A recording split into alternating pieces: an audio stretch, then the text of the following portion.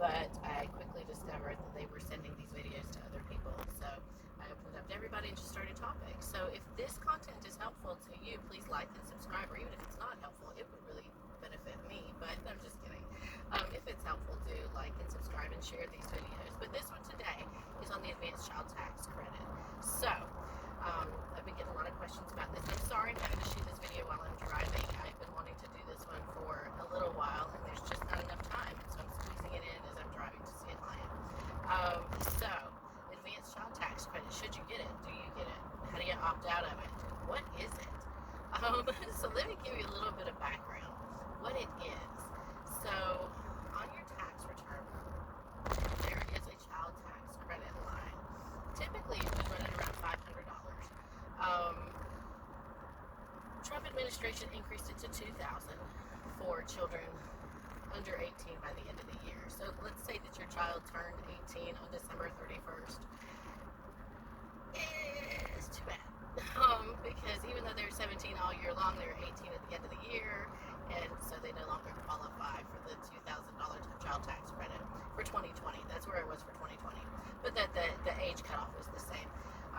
And we can go into that on another video about dates and where you have to be married by, what you have to be old enough by, because they always use that, well, not always, often use that 1231 date. So Trump administration increased it to 2,000. Biden administration said they were going to roll it back to where it was, but then COVID. So things change, I guess. And Biden administration increased the child tax credit to $3,600 for children under 6, $3,000 for kids 6 to 17 as of the end of 2021. And they requested that the credit be half refundable, not refundable, half advanced. Refundable and advanced are two different things. Pardon me for being really, really specific about terms, but definitions matter, especially in the tax world. Anything legal, definitions absolutely matter. So half of it being prepaid to you starting July 15th.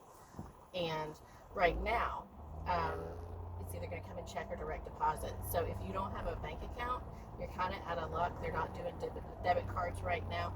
That's not an exclusionary thing. That's literally an implementation thing. And if you want another video on why why your refund is taking forever, let me know in the comments, because I can do another video on that. But long story short, when you are asking somebody to not only try and do their job during pandemic, which I know you've probably been trying to do your job during a pandemic, it's been hard. And then you say, you know what, we also want you to do this, and also this, and you know what, get everybody a check in July and August and September and October. There's just not enough bandwidth. So IRS even told the administration, we can't do this, and the administration said, too bad. So that's why your refunds are taking a while, because of all these stimulus checks and advanced child tax credits and things like that. So there's only so much that a human being can do, right? So that's a different video. If you want me to shoot that one, let me know in the comments. But so starting July 15th, those of you who filed a tax return for 2020 indicating that you have a child that meets these qualifications, because that's how they're going to know. And if you filed one for 2019 and you haven't done your 2020 yet, that doesn't mean you're excluded. I'm just saying the most recent tax return that was filed is what they're going to look at. If you're not compliant, like you haven't filed since like 2016, you might be in. You're in trouble anyway. You've got a problem. Unless you don't have a filing requirement, because some people don't, believe it or not. I'll use the Social Security example, because that's pretty much a slam dunk. If you're a single individual and all you have is Social Security income and you don't have a filing requirement, but you do have a qualifying child in your home, let's say you're fostering, and you have a qualifying child, you are still eligible for these advanced child tax credits, but you have to let the IRS know that you have a child in your home. I'm going to put in the comments below the link that you would follow to let the IRS know if you are a non-filer, if you are not because you're not compliant, but a non-filer because you don't have a filing requirement. But you do have a qualified child, so you can get that advanced child tax credit. I also want to put in the links too. If you are a North Carolina resident who filed a North Carolina tax return for 2019, and you did not get that $335 check from the state, they extended the time for that to July 1st to apply. They keep on pushing it out. It was poorly implemented. I'll put that link down here below too. So currently 3,000 to 3,600, depending on the age of your child under 18 in your home, and also based on income.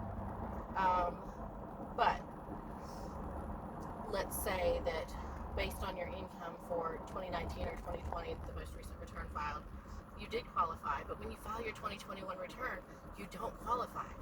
What is going to happen? Are they going to take that $1,800, $1,500 back from you? No. And that's not to say that they might not change that. Stuff changes, y'all. Like this year, during 2021, like we're halfway through the tax season, and they were changing the rules for 2020. Like returns that I had filed a week previous that were legal and right and correct then, it suddenly became incorrect because the rules changed. So I'm not saying the rules won't change, because they can. And so it's going to be up to you whether or not, and we'll get into that, should you not. But the rules could change. But right now, the way the rules are, if you qualified for it, they sent it to you. Sorry, it's jiggledy. The roads out here are not great. The closer I'm out in the country.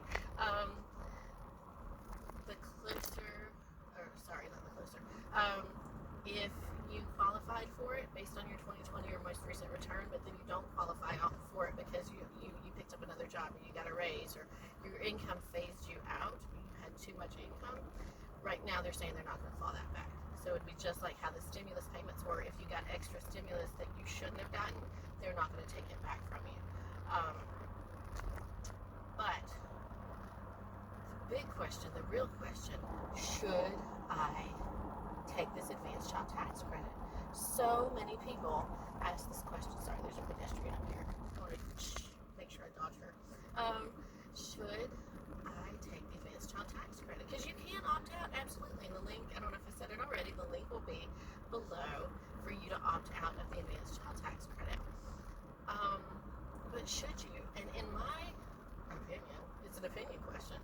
And some people will tell you, yes, you should. No, you shouldn't. This is right. This is wrong. You're stupid if you do this. You're stupid if you do that.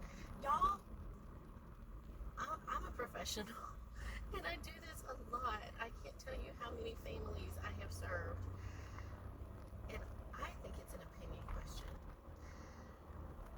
The only thing that I would say is stupid is to know yourself and do something else. What is it they say about insanity? Like doing the same thing over and over again and expecting a different result? That's insanity. If you know that you don't budget well, sorry, I gotta turn. If you know you don't budget well, and I have some families that are like this, and they know they don't budget well, so they intentionally have a little bit of a refund. They don't minimize their withholdings. They budget and live on what they have, and then they get the bigger refund. Now they know they're taking a risk. They know they're losing interest. As long as they know these things and they're okay with it, what difference does it make? So if you're okay with these things and you would rather get the bigger check come tax time, go for it. Now, if you have levies and well, I don't want to say levies and garnishments. If you have like student loans that you have not been paying that might be levied, if you have back child support that might be levied, I don't know, you might make a different decision. But if you're pretty much a slam dunk for getting that refund, I might just go ahead and you do you, right? That's what my son tells me. You do you, yeah, that's correct. Or I guess he says it differently because I'm wrong. But I don't know because I'm old.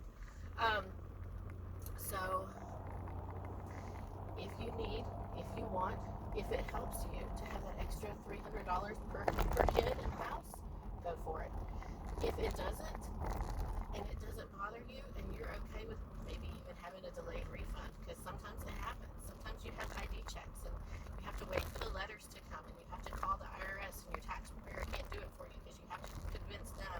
And if you want me to do a video on that too, let me know, because there's a really great reason why it happens, and fraud with the IRS is just rampant. Any place, criminals be criminals, and they will find ways to be criminals. So, but again, if there's other videos that you'd like to see me do, put it in the comments. Like, subscribe, share. I really appreciate it.